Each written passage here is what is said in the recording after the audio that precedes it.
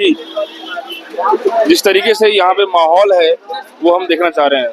भाई साहब थोड़ा सा हम जानेंगे कि ये बताइए कि ये जो हॉस्पिटलाइज भी बहुत सारे लोग हो रहे हैं, क्या सिलसिला है यहाँ आप लोगों का? सर एक्चुअली अब तो न्याय और अन्याय की बात हो चुकी है।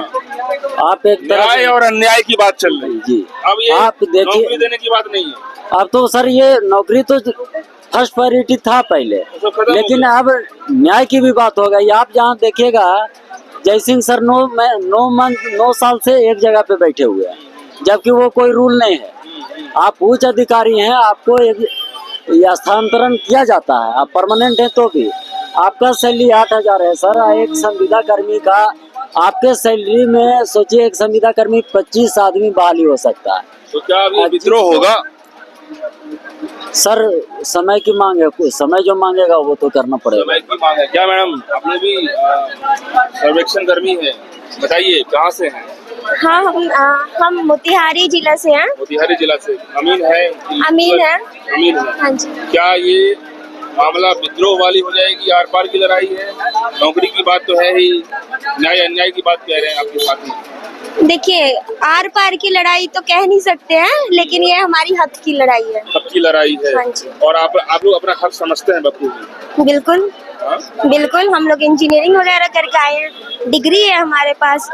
सारे लोग जानते हैं। और क्या 18 दिन हो गए, घर वाले तो कहते होंगे छोड़ दो ये सरकार के क्यों रवैये। घर वाले क्यों कहेंगे छोड़ दो? घर वाले बिल्कुल सपोर्ट में है हम लोगों के। ऐसा कुछ नहीं कि घर वाले बोलेंगे छोड़ दो। लेकिन कहीं ना कहीं धूप, इतनी तपती धूप में रहना पड़ता है, लड़की हैं आप लोग, काफी जूझना पड़ता होगा। ऐसा तो कुछ नहीं है, लेकिन घर वाले हर टाइम सपोर्ट में रहते हैं और उनको बखूबी पता है कि ये उसे होता है ना आमतौर पे, क्या घर में कहता है कि नौकरी की तैयारी और दूसरा कर लेंगे, एज बचा हुआ है, ऐसा नहीं, बाद में एज नहीं रहेगा। आप लोग एज और तो कर ही सकते हैं, लेकिन जो अभी चल रहा है पहले उस पे फोकस करना जरूरी है ना। पूरा आप लोग कंप्लीट करना चाहते हैं कि बिल्कुल होगा या नहीं है? बिल्कुल। क्या लग रहा है, इलेक्शन भी नजदीक है और 18 दिन हो गए। मानना पड़ेगा, सरकार को झुकना पड़ेगा। सवाल ही नहीं है सर। हाँ, नहीं होने का सवाल भी नहीं है। नहीं होने का सवाल नहीं है। नहीं है सर।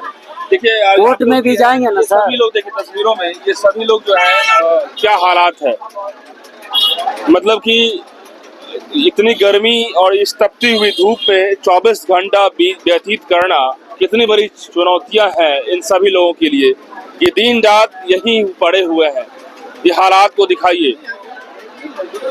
लाइट की कमी है, लेकिन गर्मी काफी ज्यादा है। देखिए जिस तरीके से कोऑर्डिनेशन यहाँ पे है, एक साथी दूसरे साथी को अपने, ये लोग समझ रहे हैं कि हमें कैसे इस मतलब कि लड़ाई को कैसे जीतना है। ये लोग ये कह रहे हैं, जहाँ एक तरफ सरकार मानने को तैयार नहीं है तो वह वहीं दूसरी तरफ ये सभी सर्वेक्षण वाले जो अमीन है, ये लोग भी हिलने वाले नहीं है। कह रहे हैं अब तो बात सुलझ गई, बहुत दूर तक चली गई है, अब तो सारा क्लियर हो गया, नौकरी से भी हटा ही दिया गया है, अब तो आर पार करना ही पड़ेगा। यहाँ तक कि समय की मांग है और इस वक्त की नज़ाकत में विद्रोह भी करना पड़ जाएगा तो हम लोग विद्रोह करेंगे। लेकिन फिलहाल ये लोग आमरण अनशन पर बने हैं और कह रहे हैं कि आमरण अनशन के बाद लगेगा विधानसभा घेराव करने की बात हो। देखा जाए तो वैसे बिहार में नेता और मंत्री की स्थिति बहुत खराब चल रहा है, बहुत दोहराया जा रहा है आजकल। मंत्री को, यहाँ तक कि रेखा गुप्ता दिल्ली की सीएम को थप्पड़बाजी किया जा रहा है। मंत्री अशोक चौधरी की बात कर लें, दोहराया जा रहा है। श्रवण कुमार को हाल फिलहाल में धोती खोला गया। अब ऐसे में हालात बहुत अजीब लग रहा है। मंगल पांडे को जो है जिस तरीके से बाल जान बचाए, तो मंत्रियों की हालात भी खराब है बिहार में।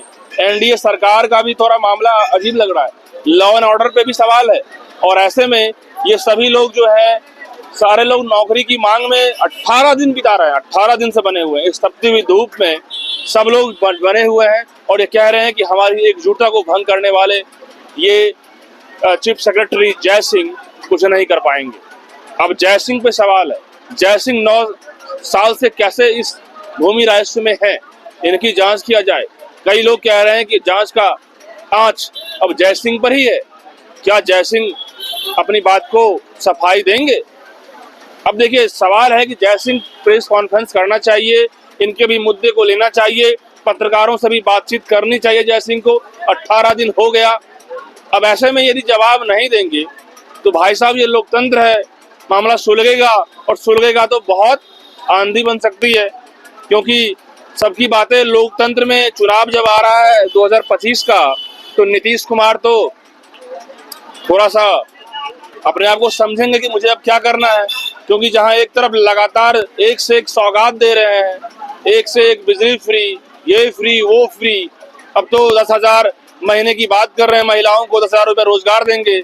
तो भाई साहब रोजगार तो इनको भी होना चाहिए, नहीं होना चाहिए? आप क्लियर कर दीजिए, आप क्लियर कर दीजिए कि नौकरी पे रखेंगे, यस या नो? यही सवाल है क्या? यही सवाल है ना, यस या नो? यस बिल्कुल यही है सर। जवाब का जो ही बचा हुआ है, जवाब yes तो या वही no? है सर, लेकिन मुझे हमारा और भी बहुत लेकिन ये यस या नो के फासले क्यों बढ़ रहे हैं? अकड़ के वजह से। अकर, जी, ये अकर है। अधिकारियों का अकड़ होता है ना जो, हाँ। तो भाई हम अधिकारियों का रौब होता है कि हम IAS अधिकारी है, IAS अधिकारी बड़े पोस्ट पे हैं। पोस्ट पे हैं, और आप लोग तो सब लोग अच्छे से पता है कि उनका जो वो एक वर्चस्ववादी अधिकारी है, क्योंकि लेकिन बात क्या है कि नौकरशाही और अफसरशाही की लिमिटेशन है, दोनों चीज की। ये हमारा जो हम लोग बार बार सभी लोग बोलते हैं संविधान, या हमारे जो साहब हैं वो बोलते हैं कि नियमावली। तो जब एक चीज बताइए, हमारे इतने बड़े विद्वान हैं जिन्होंने संविधान की रचना की, समय समय पे उन पे भी संशोधन होता है। आप तो एक IAS अधिकारी हैं, आप अपने उस समय को देखते हुए अपने नियमावली का निर्माण करते हैं। उस समय का, हर समय की एक अपनी मांग होती है। शायद आज से जो 5 साल पहले बातें थी, आज शायद वो चीजें ना हो, तो आप उन चीजों में अगर आपसे कोई त्रुटियां हुई है तो आप उनको सुधार सकते हैं। एक चीज बताइए, आप सब लोग जानते हैं हमारा एक तरह से सर्वोच्च न्यायालय बार बार बोलता है कि आप जो ये जो भी स्टेट है, जितने भी गवर्नमेंट है, चाहे स्टेट की हो चाहे सेंट्रल की हो, आप जो ये संविदा के आड़ की जो कहानियां हैं, जो खेल, मान ली आप क्या करते हैं, एक कर्मी को बहाल करते हैं, उनसे कई तरह का काम लेते हैं। जैसे आप उनसे एक ऑपरेटर का भी काम ले लेते हैं, एक बेल्ट्रॉन वाले हो या बहुत सारे, बेल्ट्रॉन नहीं, मैं फिलहाल मैं अपने डिपार्टमेंट की बताता हूँ, अपने काम को बताता हूँ। हमारे साथ क्या है ना कि आप हमें एक टेक्निकल हैंड के तरह मान लीजिए, ऑन फील्ड भी मैपिंग का काम, जो सिविल का कोर वर्क है वो भी करवा रहे हैं। दूसरी तरफ आप मुझे जो एडमिनिस्ट्रेशन का काम होता है हमसे वो भी करवा रहे हैं, कि जो भी पब्लिक के द्वारा डॉक्यूमेंट्स दिया जा रहा है आप उसको वेरीफाई करिए, उसकी सत्यता को परखिए, और उनके आधार पे कई दिनों से यही देख रहा हूँ कि आप लोगों की तरफ से 100 बात की एक बात आ रही है कि यूज एंड थ्रो की बात हो रही है। बिल्कुल सर, तो यूज एंड थ्रो की बात आप क्या कर रहे हो ना, अनेक तरह के काम को ना मर्ज करके एक आदमी के ऊपर डाल करके और उसे संविदा के थ्रू लेके आ रहे हो, ताकि दिक्कत यह है कि उनका हम यूज करते रहे, और जब वो बातें उठाएं तो हमारे पास क्या पॉइंट रहे कि हमारा जो आपकी जो नियमावली बनाई गई है वो इस तरह से बनाई है, उसमें संशोधन होगा। सर संविदा के खिलाफ कर्मी को ही नहीं, हमारा एक चीज मान लीजिए कि बहुत हमारे जो नेता हैं वो पलायन की बात करते हैं कि बिहार में सबसे ज्यादा पलायन हो जाता है। एक तरफ से हमारी सरकार, आपने जाना है, साल भर पहले उन्होंने रोजगार दिया, दूसरे एक तरफ से हमारे अधिकारी टर्मिनेशन के। हम तो कहते हैं कि आप हमारे पूरे के पूरे कर्मी को, अगर आपको टर्मिनेट ही करना है तो सबको एक बार में, जैसे आपने हमें नियुक्ति पत्र दिया था उसी तरह हमें टर्मिनेशन पत्र दे दें हम। लेकिन अब तो जय सिंह की भी बदनामी जा रही है ना मीडिया के। हमने तो सर रिक्वेस्ट किया ना पहले उनसे, हम तो हाथ ही जोड़ रहे हैं, पिछले 10 दिन से हमने हाथ ही जोड़ा, पर आप अपने किस घमंड में चूड़ हैं। लगता है कि अब यदि जय सिंह के सारे चीजें निकल के आ रहा है तो कोई फर्क पड़ेगा उनको? ये तो सर हमारे मुख्य सचिव जो है उन्हें सोचना चाहिए, उन्हें भी देखना चाहिए। हम कोई फर्क पड़ेगा? बिल्कुल पड़ना चाहिए सर। हम तो राज्यपाल महोदय से भी, हम राज्यपाल महोदय से भी अनुरोध करते हैं कि आप कि वो एकदम आप लोग की बातों को कान में रुई डाल के इतना भी हमें नहीं होना चाहिए। कहीं ना कहीं हमारे देश में हर चीजें जागरूक है, चाहे वो कोर्ट में हम लोग कई बार बहुत सारे चीजों में जाते हैं, हमें लेट मिलता है लेकिन न्याय हमें जरूर मिलता है। आप लोग जो है लेयर बाय लेयर सब काम करेंगे क्या? हम देखिए, हम तो पहले बने रहेंगे क्या? जब तक सर हम तो यही बोल रहे हैं, विधानसभा कह रहे हैं वो चीज बात की बात है। पहले हम लोग अपने महात्मा गांधी के ही जो रास्ते पे वो चले हैं, फिलहाल हम उन्हीं रास्तों पे, इलेक्शन तक या उसके बाद में? जब तक हमारी मांगे पूरी नहीं हो जाती हम तब तक डटे रहेंगे सर। जब तक आप लोग इसमें से कोई हिलने वाले नहीं? बिल्कुल नहीं सर।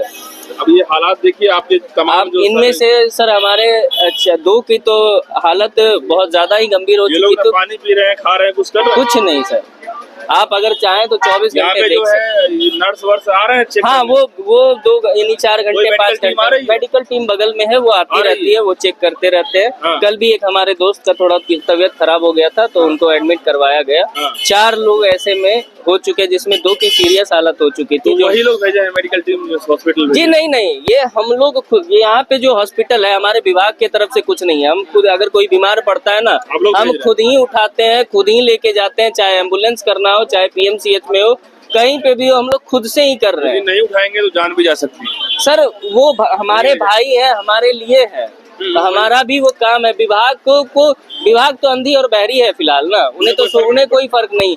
ये किसी का बेटा है, किसी का भाई है, किसी का पति है, उन्हें क्या मतलब है? उन्हें तो अपने सत्ता पे गुरूर है, वो अपने इस गुरूर में मगन है। लेकिन बात ये आ रही है कि लोकतंत्र में समय होता है और सत्ता को भी हटाया जाता है, संशोधन होता है, सब चीजें बदली जाती है। तो सर ये तो हम सभी को सोचना चाहिए कि समय सब परिवर्तन जो है ना, अगर प्रकृति का नियम है तो हर जगह कुछ ना कुछ परिवर्तन के लिए अगर हमको आवाज उठाना चाहिए तो उसके लिए हमें खड़े होना चाहिए हर हमेशा। आप लोगों को लगता है परिवर्तन करके होगा? सर जब अब युवाएं आप देख रहे हो कि इसमें जितने भी हैं, जब यूथ बहुत कम खड़े होते हैं और जब खड़े होते हैं तो अडिग वे में है कि जब तक हम उन चीजों को सुधार नहीं देते, क्योंकि ये 10,000 सिर्फ कर्मी की बात नहीं है, 10,000 परिवार की बात है सर।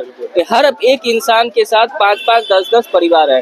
लोग पलायन की बातें करते हैं, लेकिन आप ये मानिए कि अगर ये 10,000 कर्मी अगर पलायन करते हैं, बहुत लोग टेक्निकल बातें करते हैं कि हमारे राज्य में जो पैसा आता है खर्च यहाँ नहीं होता है, खर्च कहीं और हो जाता है। तो उन लोगों से भी हम कहना चाहते हैं कि आप एक बार इधर भी तो देखिए। आप बाकी टेक्निकली बातें करते हैं कि पलायन मुख्य हम लोग का जो बिहार की पिछड़ने का मुख्य कारण पलायन है, तो पलायन क्यों होता है, किस वजह से होता है? आप कोई अपडेट आया आप लोग का? फिलहाल सर कहीं नहीं। विभाग का तो आप लोग सबको आप लोग पता है। आएंगे इसी टाइम पे? हम साहब प्रत्येक दिन आएंगे सर। और यहाँ इसमें से कुछ लोग ऐसा वक्त थक जाएंगे? नहीं सर, थकने वाले में आप देख रहे हैं कि मुझे खुद टूटने वाले नहीं। मैं खुद बीमार हूँ, लेकिन पिछले 17 दिन से हम यहाँ टिके हैं और टिके ही रहेंगे सर। बिल्कुल, कहीं न कहीं ये इसमें टूटने बिखरने की बातें नहीं है। और तस्वीर दिखाइए, ज्वाइनिंग लेटर पहले सर क्या है? ज्वाइनिंग लेटर सर्वेयक संविदा कर्मी, बिल्कुल विशेष सर्वेयक संविदा कर्मी नीतीश कुमार के द्वारा जो है ये लेटर है।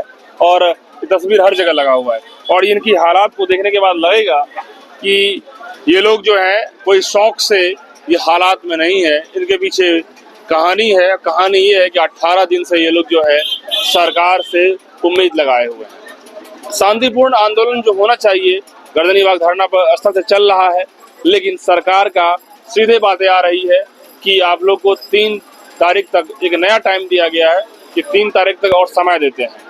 अब समय के हालात में बिहार के अलग अलग लोग अलग अलग तरीके से कह रहे हैं कि ये सरकार की हिटलरशाही नहीं चलेगी।